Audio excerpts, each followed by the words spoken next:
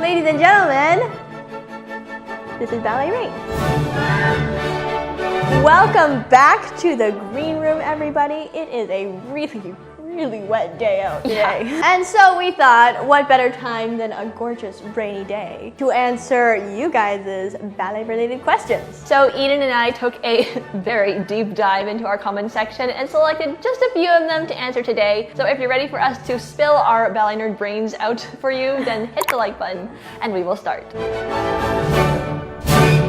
Excellent. Should we start? Which one should we start with? Let's deal with this one. First question of the day comes from Dimitri Kim, 3096. Hi Dimitri. Hi, love your videos. Could you do a video on audience interaction? What applause means for the ballet dancer? How ballet dancers feel when the public is clapping after each movement? Does it hurt when the audience is silent? Ooh. Do you milk the audience by bowing after each part? What clapping and audience reaction do you like and what do you hate? Ooh, these are good questions. Okay, let's start with these one at a time. What applause means for the ballet dancer? So applause for a ballet dancer, I feel like it's recognition. Yeah, it's acknowledgement of the dancer's hard work. Yeah, for sure. I think applause means a lot to the dancer. It's sort of just the audience's way of saying, you know, we like the show and we support you. So it means a lot to a dancer. Like at the end of your performance, when you hear that applause, it's like, you know, they enjoyed the show. Yeah. And they're acknowledging, you know, the work that went into it and the art that came out of it. So. Yeah. How do ballet dancers feel when the public is clapping after each movement? I think you feel like a huge sense of gratitude. It's humbling and also honoring at the same time. Yeah. You know, it makes you really reflect on what you've accomplished, and also it makes you really thankful for the audience who've come to support and to see the result after all of that hard work.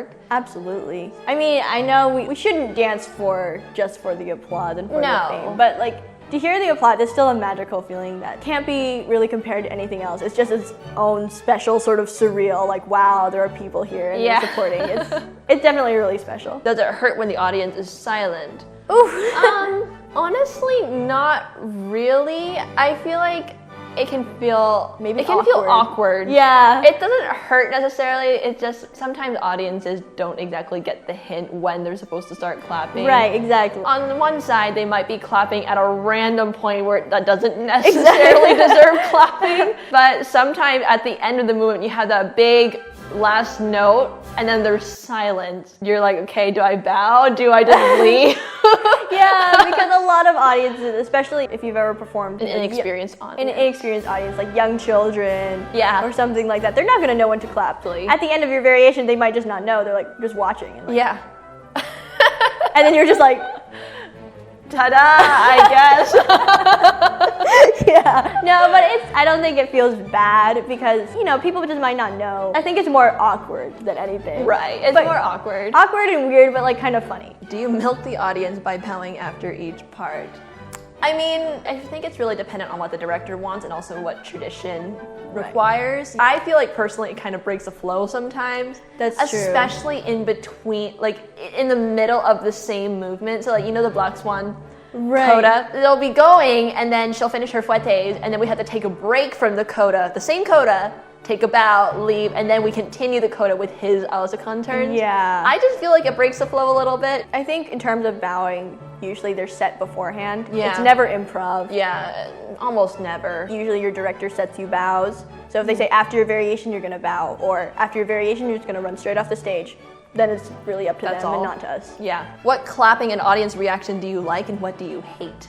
Okay, I love pretty much every reaction that the audience gives. For me as a dancer, and I'm sure for you. I think for a lot of dancers, they could probably relate. The more uninhibited the audience is, the more we feed off that energy. So like if you laugh when it's supposed to be funny, when you cry, applaud, and when you know, you are invested in the story, it adds a certain kind of synergy to the whole atmosphere in the entire theater. In terms of audience reactions that I hate, it's not really hate. It's more just things that I find to hinder the dancing. It's when, you know, when she's doing any kind of trick and they start clapping along to the music, but they don't clap on the music. Right. That's the only time where I would feel like it kind of hinders the dancing, especially if the clapping is loud enough to drown out the music. Then that becomes difficult. Then you don't know where the music is. Right. And it could be going on without you. So like too loud applause while the music's playing, anything that really drowns out the music. But I think ultimately I'd rather have more reaction than less reaction. Like honestly, I would be too hyped to even worry about. At least they're hyped. At least they're hyped. At least they're enjoying the flicking. So all in all, if you're an audience member, don't be afraid to like clap, laugh, cry. Yeah. It'll be an enjoyable experience for you and for us. All right, our next question comes from Tragic7219. I have a question about turning. Ooh. I love questions about turning. I get nauseous really quickly, be it in a bus, car, or playing video games. Ooh. And it's making turns really hard because no matter how hard I spot, I get dizzy and lose orientation. Is that a thing that will go away with more practice? Are there any tricks, or am I just doomed? You're not doomed. Let's get that out of the way first. You're not doomed. Dizziness is actually a really complicated question because there's lots of different kinds of dizziness. Oh, let us preface this by saying that we're not health professionals. We're not doctors. Don't take this as medical advice. Do not.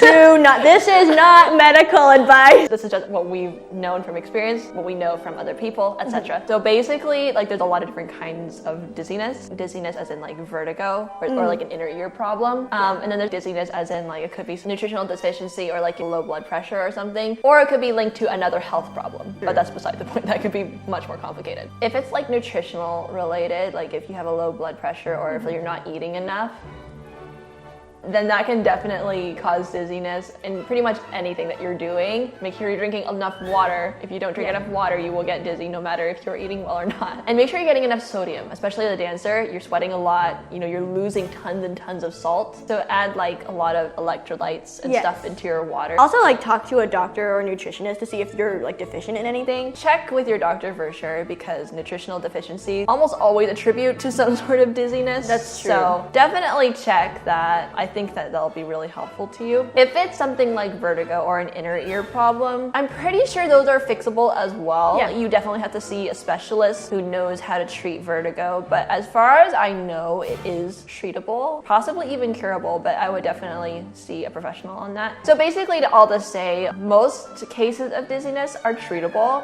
if not curable. Of course, you can't underestimate the power of practice and also just trying to figure out what works for you. I worked with a dancer once and she had vertigo, but she would do better if she practiced with the lights off or with like really dim lighting. So whenever she would work on turns, she would just go into an empty studio, turn off the lights, and then just work on stuff and she would feel better. For practicing on your own, definitely find what works for you. Take it slow. Don't do anything rash, but definitely try and see what kind of works for you. Be gentle and patient with yourself and with your body. Everyone is going through their own individual struggles. This one just happens to be yours. So take it easy. Take it easy. It'll all work out. That's all. Hope that helps. Let's move on. Our third question is from The Alley is Lame. In your opinion, how can artistry be taught? Fabulous question. I like this question. Artistry, it seems to be an elusive thing, and a lot of teachers say you can't teach artistry. And to a point, you can't. You can't tell someone how to make art. But I think what we can do as teachers is really inspire the artistry rather than teach the artistry, because artistry really comes from a place where you feel safe to be open. For creativity or something like that, you just need to open the space to be able to be creative and to be vulnerable, you know, to tap into yourself and like what you want to bring to the table in terms of your own interpretation. I do think that it's helpful for dancers to watch other dancers that they look up to because certain things will stand out to you and make you go, wow, I really, really like that. Exactly. And then you start playing around with it and see how you can adopt certain things. Not that you're copying other people, but you piece together a certain thing that you like from different dancers. You create your own signature style. At least when you're starting out. You know, as young dancers, it's hard to find. You're young. There's no way you can find yourself fully when you're young, but I feel like when you start taking on like different attributes from different people that you look up to, it really helps shape the person that you are. And as you keep growing and keep maturing, you might discover things that no one else does that you really enjoy, and that kind of brings your signature flavor and style to your own work. That's like one of the best processes that you can go through as a dancer, just figuring yourself out and figuring out how you like to move and how you like to present the steps the best. I think also if you're carrying a ballet, if you're playing a part in a story in a ballet, then I think it's also really important to understand the character you're portraying. To be honest, a lot of ballet characters don't have like a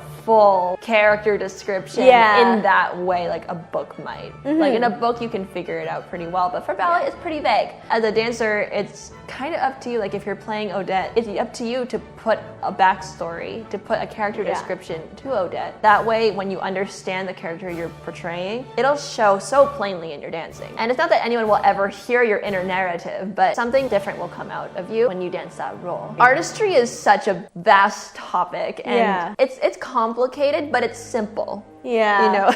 Every dancer is going to have a different artistic journey. This is just what kind of works for us and the way we approach artistry. But definitely encourage all the dancers out there, try and see where can I take inspiration from, whether it be my own real life, whether it be a story, whether it be another dancer's. Draw from inspiration and collect it and blend it all up, because that's what makes the variety. Our next question comes from Dave Kalungsod. Hey Dave, how do you guys find motivation when you're in your lows? How do you handle the pressure of being on stage, especially alone? Motivation in your lows. This is a deep question. It is a deep Very good question. I think a good amount of it is discipline. Yeah. Because if you ride off motivation, motivation comes and goes. It can't be expected to be constant. What's gonna take you for the long run is drive. Yeah. So motivation is separate from drive. You can be motivated to work hard, but then also some days you won't have motivation. But if you're driven to get towards a goal and to get somewhere, then you know that drive feeds your discipline. And this is just like coming from people who've been there. There are times where you don't want to get out of bed. Yeah, there are times where you don't want to drag yourself to the studio. You don't want to, do another 64 count grand plie. You just want to go home and eat potato chips on your couch. We all have those days, but on those days you just gotta tap into your discipline and remember what you want and work to stay on your path to get there. I think also just try to remember that the lows aren't going to be around forever. Yeah. There is a light at the end of the tunnel. So keep working hard. You will get to the other side and it'll be all worth it. The second part of that question, how do you handle the pressure of being on stage, specifically alone? Whew. What do you have to say? Definitely there is a certain amount of pressure, especially if you're doing something that's very challenging for you. I think you have to have a certain amount of unseriousness. Get on stage by yourself. Oh, for sure. Because the more you psych yourself out, the worse it's gonna be for everybody involved. Yeah. I think that's probably the main bit of advice that I could give, is that you have to keep telling yourself, it's not that bad, it's not that big a deal. Just another performance. I'm just gonna show off what I've been working on. Because the more weight you put on it, the more likely you are to buckle under that weight. If you make it light to yourself, you'll carry the weight easier. I think that what works for me is just to be confident in yourself and to talk yourself into believing what you want to be on the stage. You tell yourself, I am going to kill this. I'm going to nail these steps. I'm going to hit that turn. I'm going to absolutely sell the show. You tell yourself, I am capable of doing this. I've done this 1,000 times in rehearsal. I've been working on this. I was born for this. You have to talk to yourself. Yeah, be your own hype girl or hype boy or exactly. something.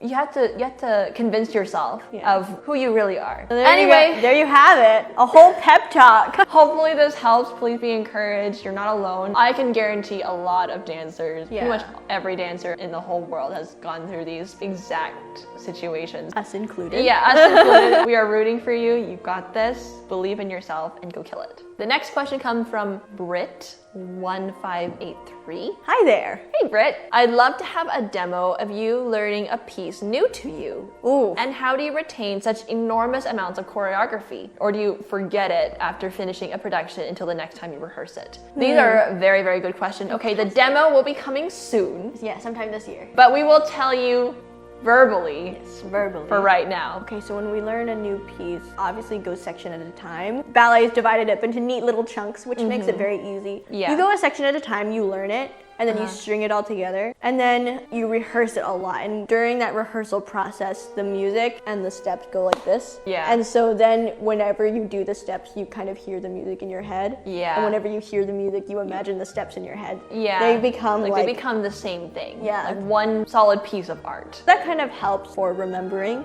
Retaining choreography, I feel like you just have to think about it a lot. We used to do this thing, and I feel like this is kind of a trade secret among dancers. Before you go to sleep, you go over all of your material and imagine yourself, not just think about the words like Tommy Potter Berkeley's that sort of shot. Like you don't think the words, you imagine yourself in your costume on the stage performing the piece. Yeah. And you go through it a section at a time until you reach the end and then you can go to sleep. What the theory was that the last thing you think about while you're falling asleep will kind of help your brain to keep working on it while you're sleeping, and that kind of helps it to further cement in your brain, like passively, like you're sleeping, but your brain is still subconsciously working on it. And honestly, it does help. It really does help. Do you forget choreography after finishing the production until the next time you rehearse it? Ooh. I feel like, again, not really. Yeah, because the music and the steps are one at this point. It's pretty difficult to like completely forget it. That being said, like pieces that we've rehearsed years and years and years ago and never seen again, obviously it's kind of starting to separate just a little. But I feel like the main steps and like the general gist of the piece will always be there. I don't think you can ever fully forget it. Especially when it's something iconic like rep or variation. Oh yeah, if it's rep, you'll always remember. Four Little Swans, you learn it one time, you'll always remember Four Little Swans. Because it's just, it's so iconic. It is iconic. I guess. It's nice that way though. I don't think it'd have it any other way. Yeah, it's nice just having pieces circling rent-free in your brain. Our next question comes from Didyro GS. Hello there. I remember you. Hey. I have a question regarding music and dance. We love questions about music and dance. Perfect. This is the exact place for questions about music and dance. I have always heard and noted when I watch ballet variations that ballet dancers are loose with music. Yeah. They don't keep perfect time to the beat of the music. While some have explained that, unlike in hip-hop and modern dance, ballet steps follow the overall musical phrase rather than having smaller marked emphasis points to each beat, and therefore it might appear they are off time to the average layman's eye. However, what about dances with clearly emphasized strong beats and obviously matching choreography? For example, the Esmeralda variation with the tambourine hit, where the tambourine hits are, unless I'm mistaken as a non-dancer, intended to land precisely on the beat of the music. On a related note, is sound over distance an issue with ballet? For example, does the music from the orchestra reach the dancers first and then the rest of the theater so that the audience and the dancers look like they're just slightly ahead of the music? Thank you for the amazingly informative answers. We hope there will be amazingly informative. So first off, for sound over distance, honestly, I don't feel like dancers really think about that too much. No, not really. I do think in regards to your other question, definitely there are some dancers that are loose with the music. Oh, definitely. Because there are a lot of continuous movements in ballet, so it's very subjective where the accent would be. Like if you're doing a renverse, where do you hit the position for a renverse? Where it's exactly that renverse position, because it's a continuous movement, right? It's pretty subjective in that regard. That being said, I'm a firm believer that there should be specific accents in the music, specific notes, specific beats that need to be accented and that need to be complemented with the choreography. But that's my personal outlook on dancing. I love seeing a dancer whose movements and whose steps align with the music really well. Ballet is so much more enjoyable when your movement complements the music. Absolutely. Yeah. For something like Esmeralda variation, like you mentioned, those tambourine beats had better be on the music. I feel like that's a really important component. That's the reason you have a tambourine. So you can do that whole da da da.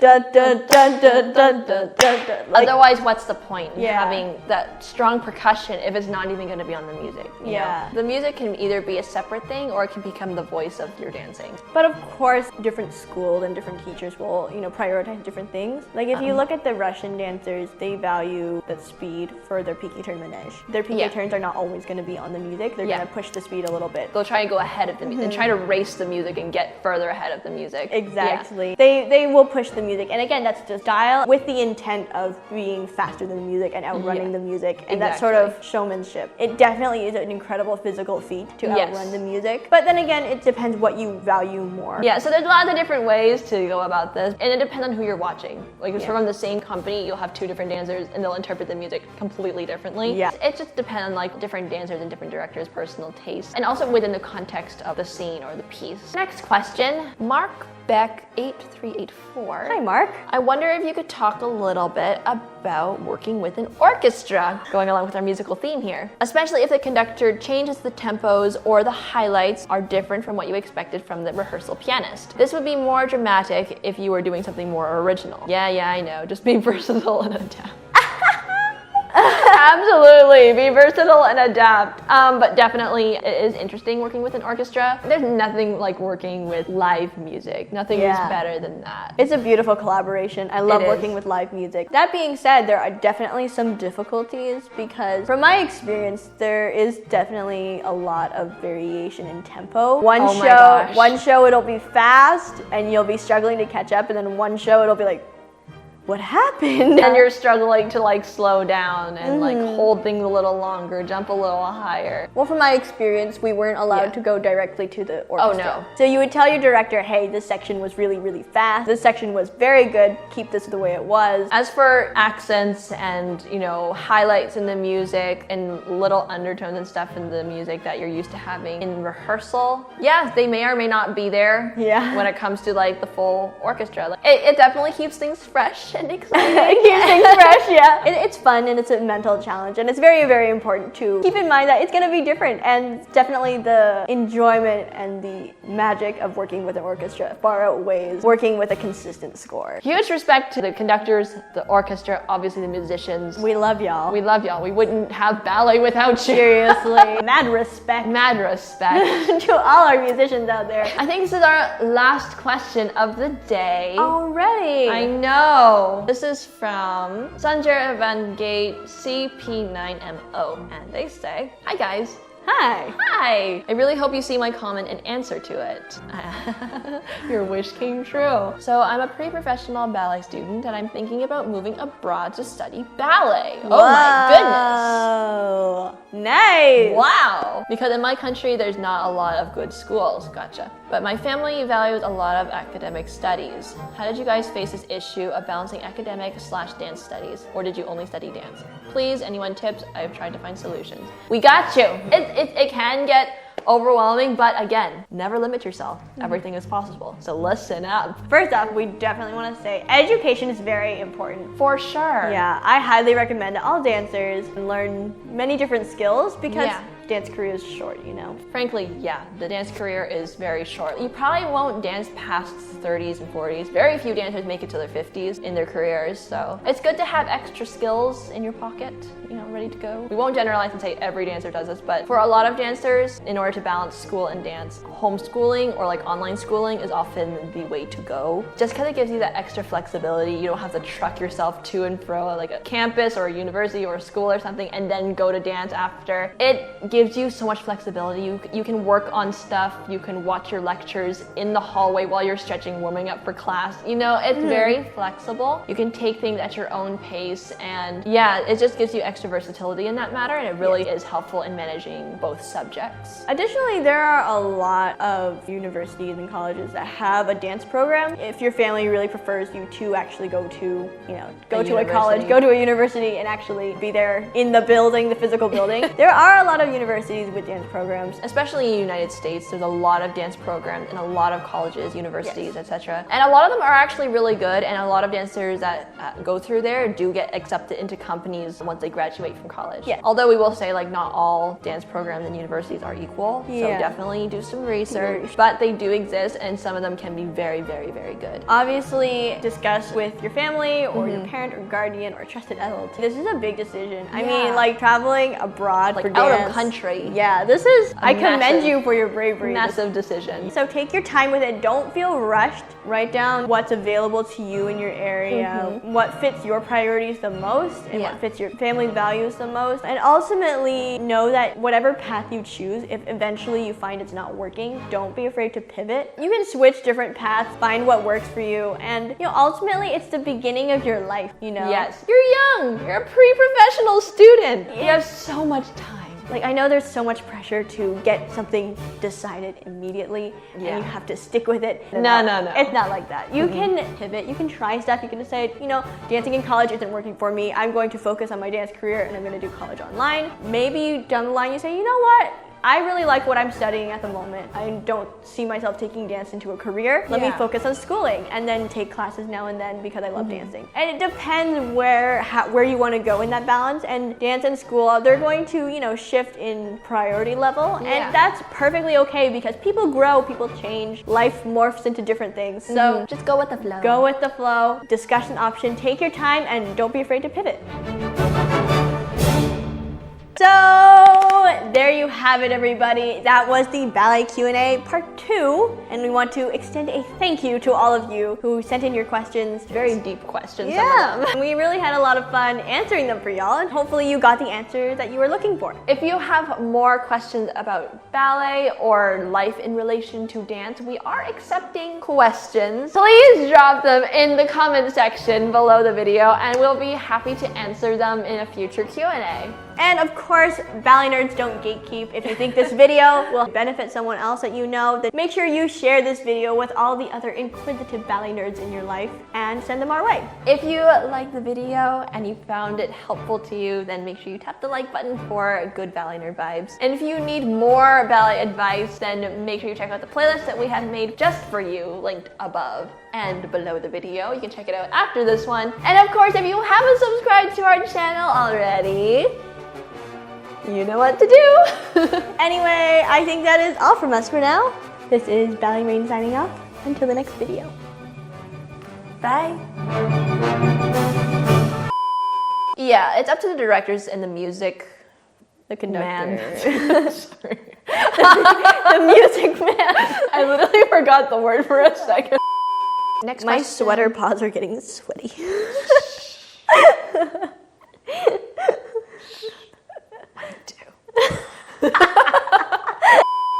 This is Ballet Rain signing off. Until the next video. My shoulder popped. I heard that. I almost felt that.